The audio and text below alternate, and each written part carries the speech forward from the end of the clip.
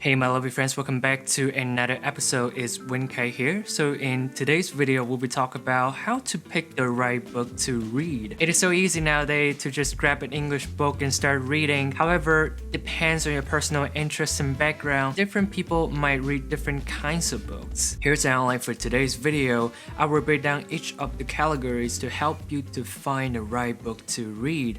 So without further ado, let's get right into it. For the beginner level, I would suggest starting with something that is effortless to read. I would suggest you to focus on creating the habits of reading every single day rather than improving your reading skills. You can literally start by reading English manga or Disney stories. I would recommend them because it is straightforward to you to keep up the story regardless of whether you can understand every phrase or not. It would be highly beneficial for you to just create the habit of reading every single day. After that, similar to what I have mentioned in my listening recommendations, I would suggest reading early teens books such as the first 3 books from Harry Potter or the Visionar series by Kobe Bryant. For this phrase, we can pick in books that involve more storylines and character buildings to work on our ability to comprehend the reading, like having more afterthoughts after we finish the reading. Building from what we have from the early teens book, we can start focus more on the books that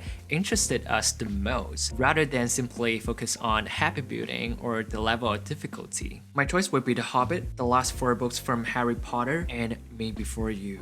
There are many options that you can choose from, but be sure to read something that you are really interested in. Stories that could trigger you to do more research after you finish the reading. To get into academic readings, what I would recommend is picking books or magazines that talk about your professional fields in a plain English way. For psychology, I would recommend a book called The Power of Habits. It is a good intro readings for the world of behavior modification and habit building. You can also read magazines such as the 10 magazines about the science of memory. It talks briefly about cognitive neuroscience and how the brain works in a plain English way. Essentially, I would recommend people from this level to focus on both casual reading and academic reading because of the format, the tone, the vocabularies are really different between these 2 types of readings. Before I move on to the advanced level, I also want to share with you guys an option that I would consider more affordable or convenient if you don't want to spend that much money on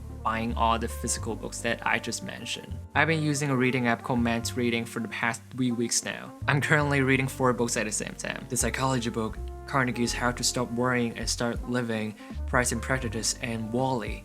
Wall-E is my favorite so far, by the way. Roughly, the readings take me around 20 minutes to finish each day. What I would recommend is purchase the 100 Days Challenge for 178 RMB. I think it's on sale right now because when I got it, it's around 199. Most importantly, after you finish the 100-day challenge, you can always go back and revisit those books anytime you want. It is also a good source for you to practice your listening because it also comes with the audio option. If you guys want to know more before you making your purchase decisions, make sure you comment down below or just let me know. I can talk about the books I'm reading right now and also the books that I would recommend. Finally, for the advanced level, I would strongly recommend you to start reading university level / academic readings, especially for those of you who plan to study abroad or majoring in English. I would suggest picking 1 or 2 intro level textbooks related to your major or fields and spending more time on a phrase or vocabularies that you don't know from the text. Because academic readings and writings are the 2 things that I found